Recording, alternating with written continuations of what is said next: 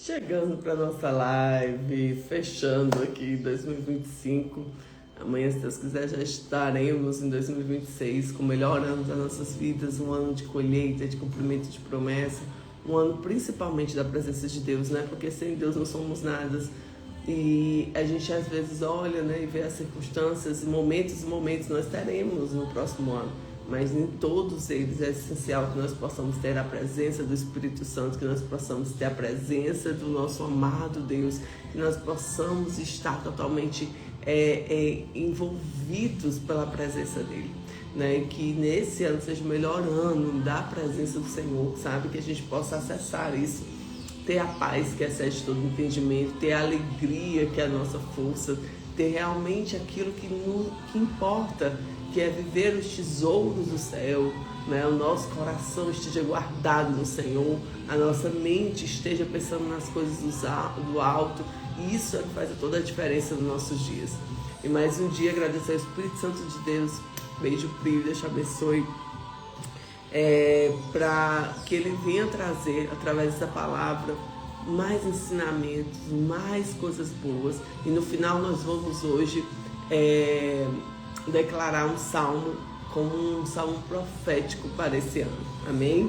E diz assim, lá em Samuel 15, é um capítulo que vem falando de Deus honra a obediência completa, não a religiosidade vazia, né? Então obedecer é melhor do que sacrificar. Deus orienta Saul a destruir completamente os amalequitas, e Saul vence, mas poupa o rei Agag, né? E o melhor dos animais. Então Saul quer justificar o erro, porque ele não obedeceu Deus 100%, né? E Deus rejeita Saul, né? Samuel declara, e aí Deus rejeita Saul como rei, Samuel executa Agag, e Deus entristece por ter escolhido Saul como rei. Então vem uma frustração de Deus por ter escolhido Saul, porque Saul não era totalmente temente, não era totalmente obediente. Gente, no reino de Deus é sim, não. Deus não anda no meio do muro, Deus não tem jeitinho, Deus não anda com conversinha mole, sem compromisso. Não dê intimidade em quem não tem compromisso com você. Vou falar de novo. Não dê intimidade em quem não tem compromisso com você. Amém? Então nós vamos hoje para a palavra e vamos ouvir ao Senhor. Espírito Santo de Deus, traz o discernimento dessa palavra, traz sabedoria, Senhor. Se eu posso encher os nossos corações com tua sabedoria, meu amado. Então disse Samuel, vem Espírito Santo. Então disse Samuel a Saul: enviou o Senhor para ungir este rei sobre o povo, sobre Israel. Ouve, pois, agora as palavras do Senhor.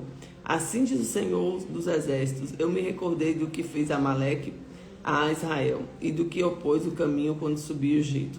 Vá agora, pois, e fere Amaleque, e destrói totalmente tudo que tiver, e não perdoes.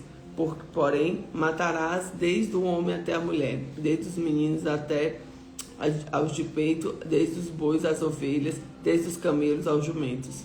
E o Saul convocou ao povo e contou até Laim 200.000 homens em pé, 10.000 homens de Judá. Chegando, pois, Saul à cidade de Amaleque, pôs emboscada no vale, e disse Saul aos queneus: ide-vos, retirai-vos e saí no meio dos amalequitas, para que não vos destrua juntamente com eles, porque usaste de misericórdia com todos os filhos de Israel, quando subiram do Egito.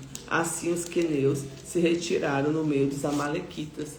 Então feriu Saul os amalequitas e de Ávila até sul, e está de fronte do Egito, e tomou vivo Agag, rei dos amalequitas. Porém a todo o povo destruiu ao fio de espada, e Saul e seu povo pouparam Agag, e o melhor das ovelhas e vacas, e segundo a ordem o cordeiro, e o melhor que havia, e não quiseram destruir totalmente, porém a coisa mais vil e desprezível destruíram totalmente. Então veio a palavra do Senhor a Samuel, dizendo: arrependo-me. Já pensou que coisa horrível, né? Ouvir isso de Deus, né? Arrependo-me de haver posto Saul como rei, porquanto deixou de me seguir e não cumpriu as minhas palavras. Então Samuel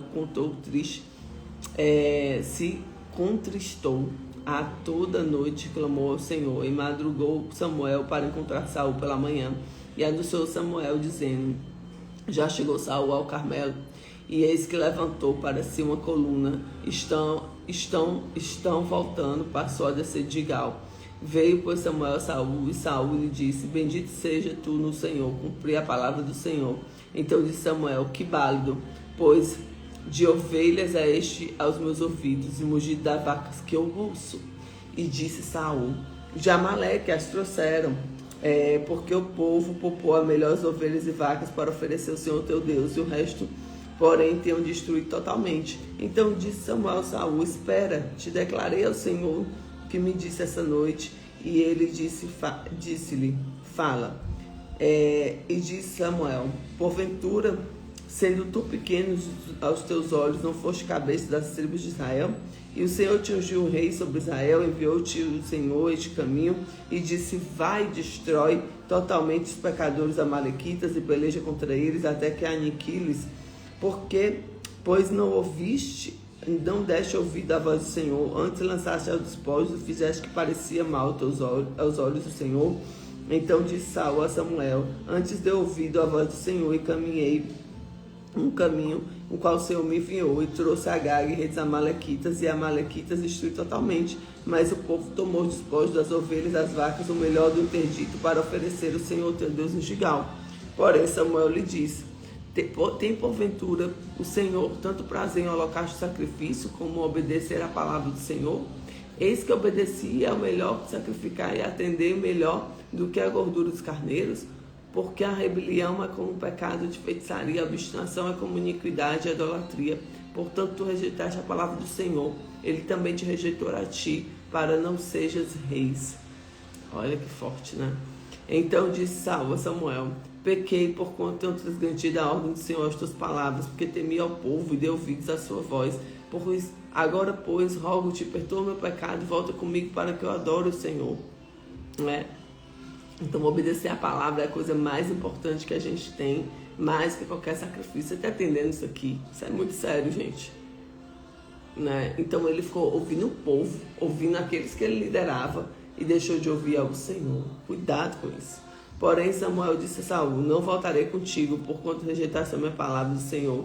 Já te rejeitou o Senhor, para que não sejas rei de Israel. E virando-se Samuel para ir pela orla da capa, rasgou. Então Samuel lhe disse: o Senhor tem rasgado a ti o reino de Israel, tenho dado ao próximo melhor do que tu, e também aquele que a força de Israel não mente. Tu arrepende, porquanto não um homem que se arrependa. Disse ele então: pequei, honra-me, porém agora diante do ancião do povo, diante de Israel, volta comigo para que eu adore o Senhor teu Deus. Então, voltando Samuel, seguiu a Saul, e Saul adorou ao Senhor. Então disse Samuel: traz-me aqui Agag, rei dos Amalequitas. E Agag veio animosamente, e disse a Agag: na verdade passou a amargura da morte. E disse, porém, Samuel: assim a tua espada destilhou mulheres, e assim ficará nas mães de mulheres. Então Samuel despedaçou Agag diante do Senhor em Gigal. Então Samuel foi em Ramá, e Saul a sua casa de Gibeá de Saul. E nunca mais viu Samuel a Saul até o dia de sua morte, porque Samuel teve dó de Saul. E o Senhor se arrependeu de haver posto Saul sobre Israel.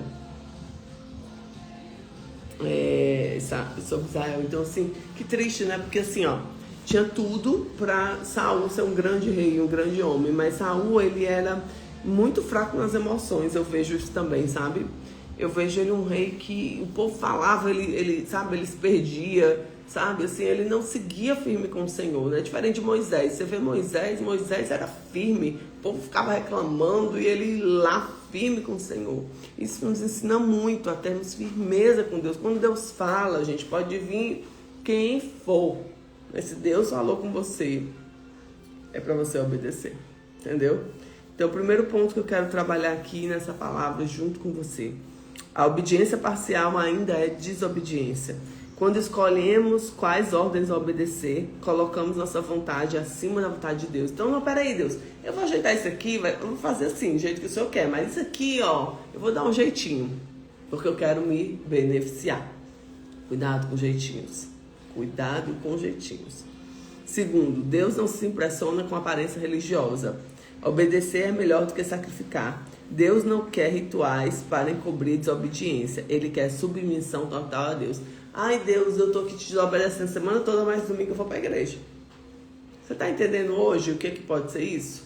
Ai, Senhor, eu te obedeço aqui, eu faço uma obra de caridade ali, mas eu tô tocando terror e fazendo um monte de coisa. Tá repreendido.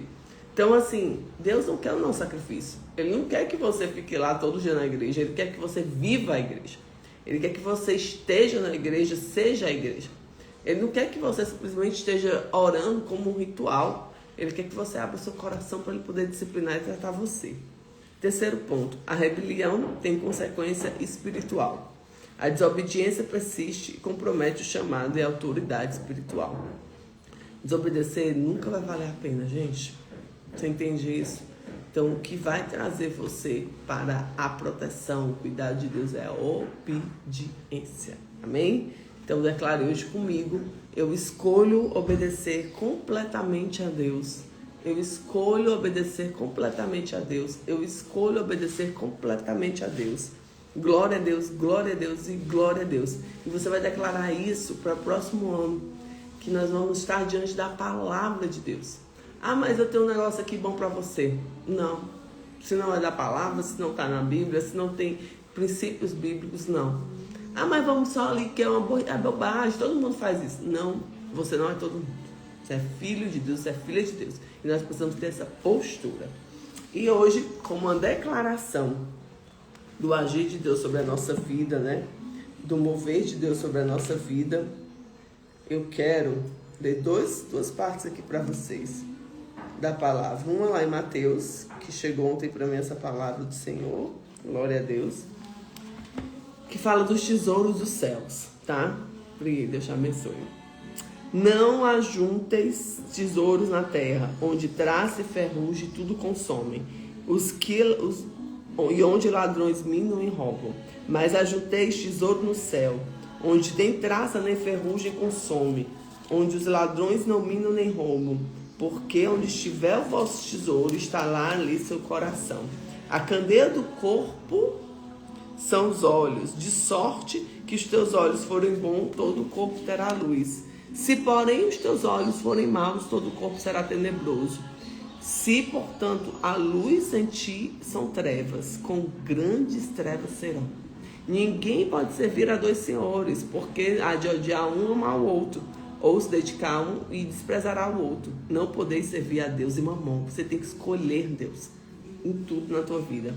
E mais uma coisa que eu quero ler aqui, ó, presta atenção. Cuidados e inquietações da nossa alma. Você vai ouvir agora uma palavra que vai tirar toda a tua preocupação. E a palavra de Deus, ela é nosso maná. E você vai ouvir isso e vai tirar toda a tua preocupação. Porque diz assim o Senhor, olha só. Por isso vos digo, não andeis ansioso na sua vida, pelo que heis de comer, o que haveis de beber, nem que o teu corpo, nem ao vosso corpo, pelos que haveis de vestir. Não é mais vida mais do que mantimento, e o corpo mais do que vestuário? Olhai as aves do céu, que nem semeiam, nem cegam, nem ajuntam celeiros, e vossos pais celestiais não os alimenta? Não tem de vós muito mais valor do que elas? E qual de vós poderá, com todos os seus cuidados, acrescentar um covado à estatura? E quando ao vestuário, porque andais ansiosos? Olhais os lírios do campo, como eles crescem, não trabalham nem fiam. E a vós digo que nem mesmo Salomão em toda a sua glória se vestiu qualquer um deles. Pois se Deus assim veste a erva do campo, que hoje existe e amanhã é lançada num forno, não vestirá muito mais a vós, homens de pequena fé? Não andeis, pois, inquietos, dizendo: que comeremos, que beberemos, o que nos vestiremos? Porque todas essas coisas os gentios procuram. De certo, vosso Pai Celestial, bem necessitais dessas coisas.